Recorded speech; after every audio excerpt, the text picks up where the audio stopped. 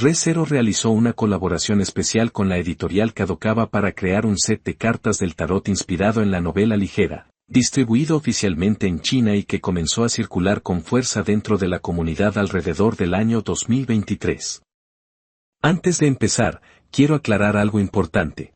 Este video no habla de adivinación ni promueve prácticas espirituales. El objetivo es completamente narrativo y artístico. Vamos a observar estas cartas como ilustraciones simbólicas y analizar cómo encajan con el mundo, los personajes y los temas de Re:Zero. En esta obra, los símbolos no están puestos al azar. Re:Zero utiliza imágenes y conceptos visuales para reforzar ideas como el destino, el sacrificio, el error y el crecimiento personal.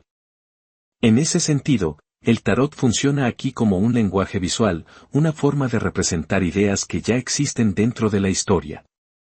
A lo largo del video compararé estas cartas con los significados generales que suelen asociarse al tarot, no para leer el futuro, sino para observar qué nos dicen sobre los personajes y su recorrido narrativo, e incluso qué pistas simbólicas podrían estar conectadas con eventos que aparecen más adelante.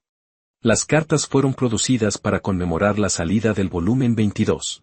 Este punto está ubicado alrededor del arco 6 de la novela ligera. Aunque el set es difícil de conseguir fuera de ese país, destaca por el cuidado con el que adapta el simbolismo de la obra a un formato tan particular como el tarot. No se ha hecho público cuánto participó directamente el autor, pero todo indica que el diseño fue supervisado para no contradecir el lore ni el espíritu de la historia.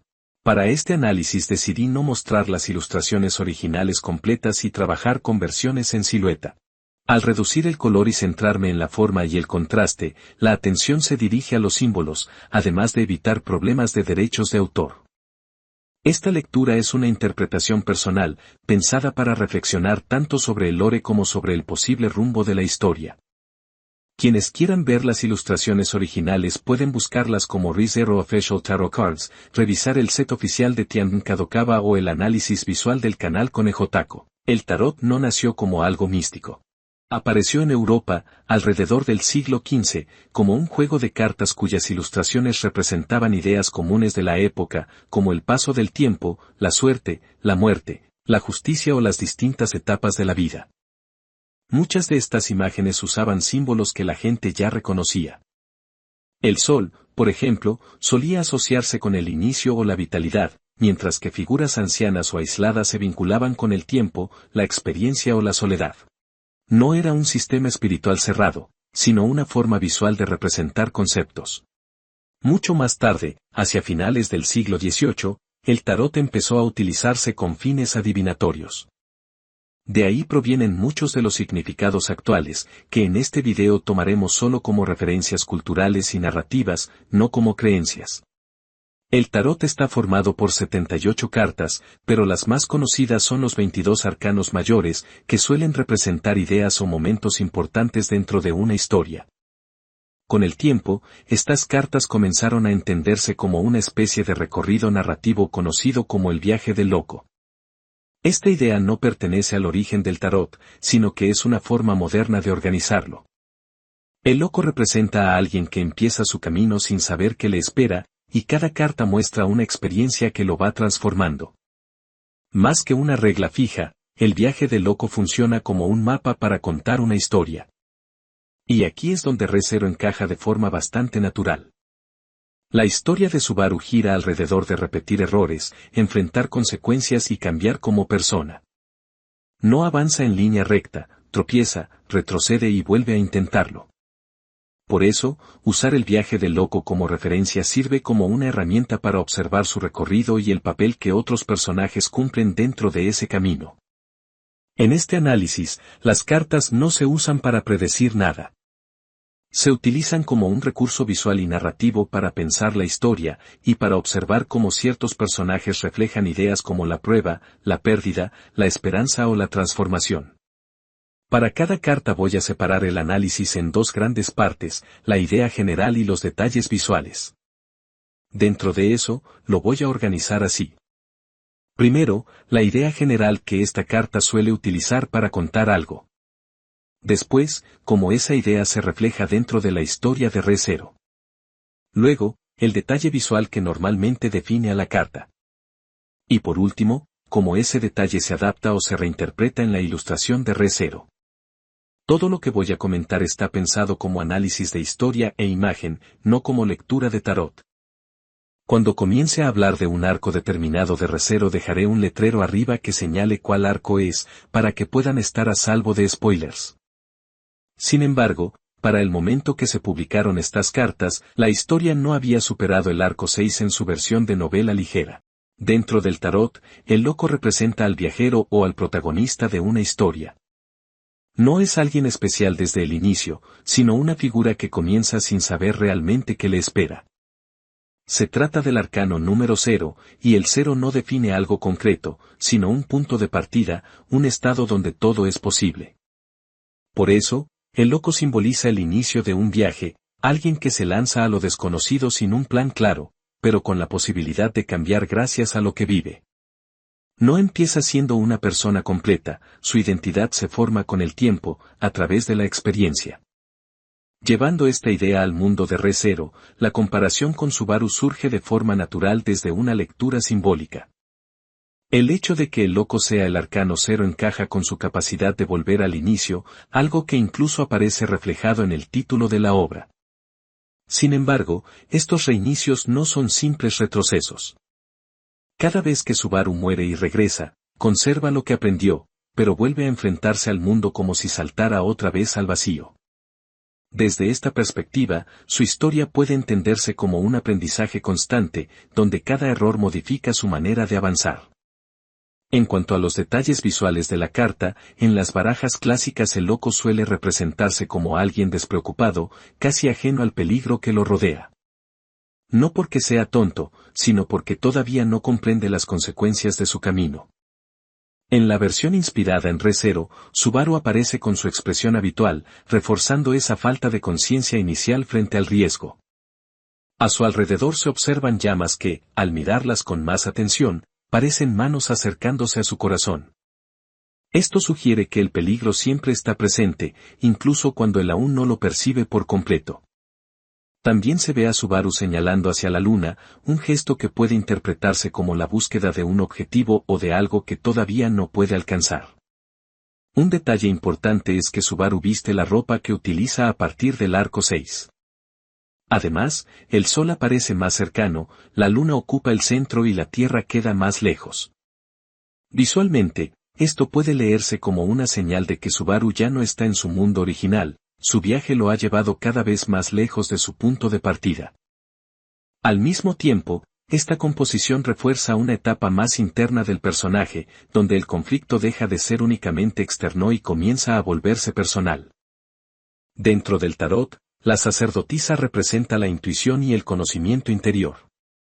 No es una figura que actúe de forma directa ni que empuje al protagonista a tomar decisiones. Su función es observar, guardar información y ayudar a comprender aquello que no resulta evidente a simple vista. Dentro del viaje del loco, su papel es claro. Mientras otras cartas impulsan al protagonista a avanzar hacia el exterior, la sacerdotisa introduce una pausa.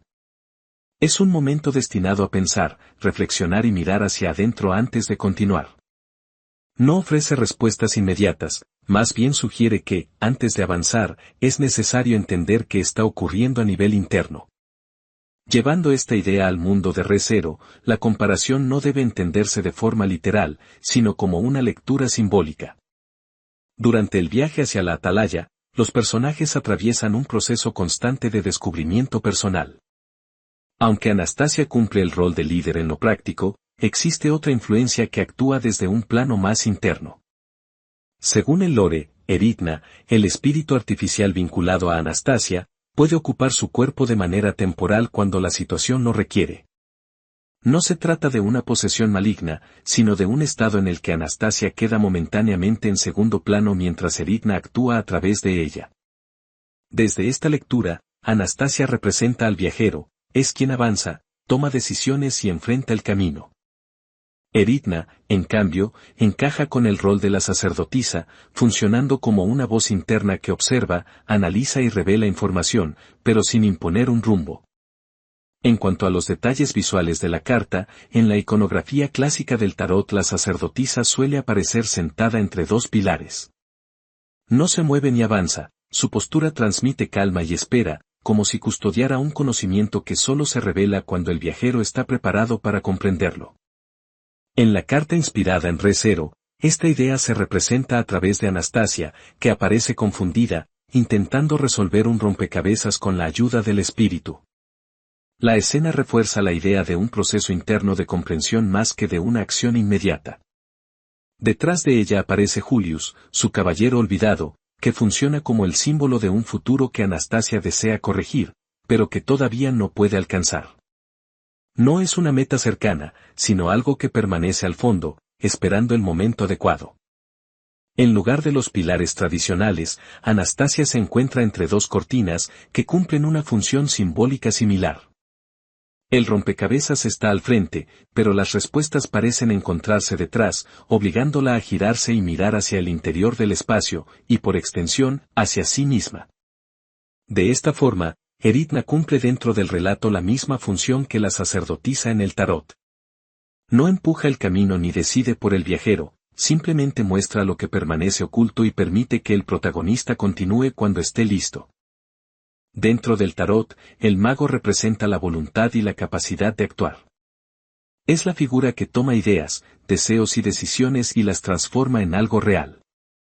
Por eso, de forma tradicional, se lo asocia con los 4 elementos del tarot, bastos, copas, espadas y oro, no como magia literal, sino como el símbolo de alguien que sabe utilizar todas las herramientas que tiene a su alcance. Dentro del viaje del loco, el mago cumple un rol muy claro. Es quien le muestra al protagonista que ya posee los medios para actuar, que dejar de reaccionar y comenzar a decidir es el primer paso para tomar control de su propio camino. Llevando esta idea al mundo de Re Zero, la relación con Roswaal resulta bastante evidente. Dentro del lore, Roswaal es presentado como el mago más poderoso del reino y como uno de los pocos personajes compatibles con todos los elementos mágicos. Esto encaja con la imagen clásica del mago, alguien que parece saberlo todo y poder hacerlo todo, al menos en apariencia.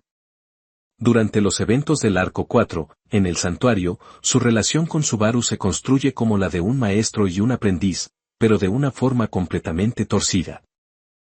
Roswaal no guía a Subaru para protegerlo, sino que lo empuja una y otra vez a situaciones límite para forzar su crecimiento. Incluso llega a expresar su deseo de que Subaru, algún día, se convierta en alguien como él.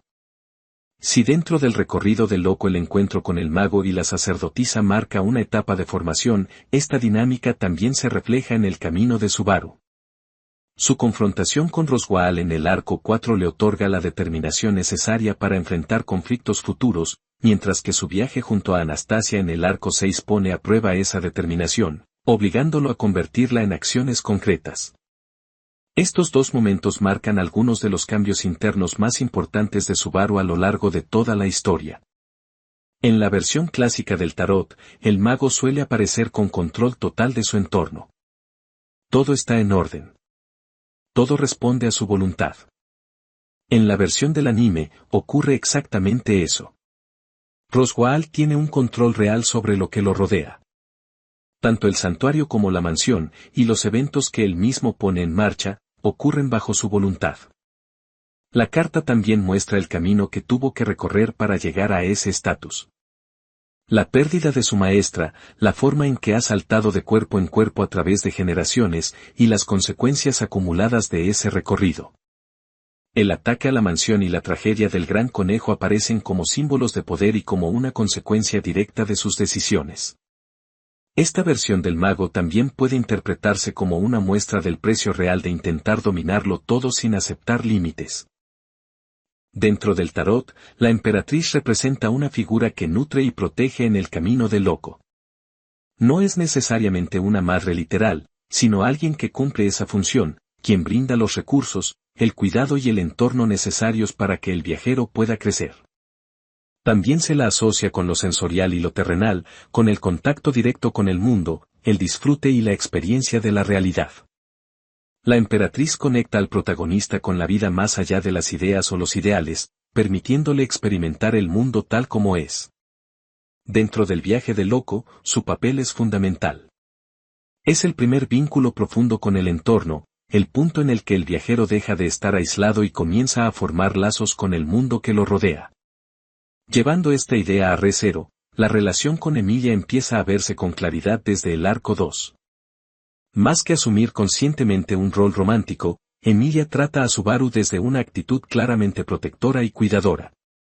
Lo guía, lo reprende y lo cuida en varias ocasiones, muchas veces como si fuera alguien que aún no sabe cómo desenvolverse en ese mundo. Es Emilia quien le ofrece a Subaru su primer espacio de estabilidad, con hospedaje, trabajo y protección, y sobre todo, una motivación inicial para seguir adelante. Gracias a este encuentro, Subaru entra en contacto real con el mundo de Lugunica y con todo lo que ocurre en él. En ese sentido, Emilia cumple el rol de la emperatriz como figura que nutre y permite el desarrollo del viajero dentro del mundo material. Sin embargo, aquí es donde la conexión con el arquetipo comienza a volverse inestable. Aunque Emilia actúa desde una posición cercana a lo maternal, Subaru no la percibe de ese modo, sino como un interés romántico. Esta diferencia de percepción altera la dinámica del arquetipo. Mientras Emilia ocupa el lugar de quien protege y provee, Subaru introduce un deseo que desplaza la relación hacia un terreno ambiguo, ni completamente maternal ni completamente romántico. Esta indefinición debilita el rol de la emperatriz, transformándolo en algo incompleto y frágil. En cuanto a los detalles visuales de la carta, en el tarot clásico la emperatriz suele representarse como una figura firme y segura de su rol. No gobierna por autoridad, sino por estabilidad y cuidado. En la versión inspirada en Re:Zero, Emilia no lleva la corona tradicional de la emperatriz, y esta ausencia sugiere que su papel aún no está completamente definido, reforzando la idea de una emperatriz en proceso de formación. Además, el hecho de que Subaru esté sujetando su cabello introduce un cambio importante en la relación, produciendo una inversión sutil del poder. En lugar de ser una figura que provee desde una posición estable, Emilia aparece condicionada por la presencia y el deseo del viajero. Este gesto rompe la dinámica clásica del arquetipo. Emilia deja de ser únicamente una fuerza que guía y forma, y pasa a convertirse en un anclaje emocional, un vínculo que puede ayudar a Subaru a avanzar, pero también detenerlo. Al mismo tiempo, ella misma queda atrapada en una posición indefinida. Esto se vuelve especialmente claro en el arco 3, cuando Emilia y Subaru entran en conflicto. La ruptura entre ambos no ocurre solo por las acciones de Subaru, sino por una relación que nunca terminó de definirse, una relación que no logró decidir si era la de una emperatriz guiando al viajero o la de un deseo que terminó desdibujando ese rol. Y hasta aquí termina la primera parte del análisis. Espero les haya gustado. Síganme y esperen la continuación con las demás cartas.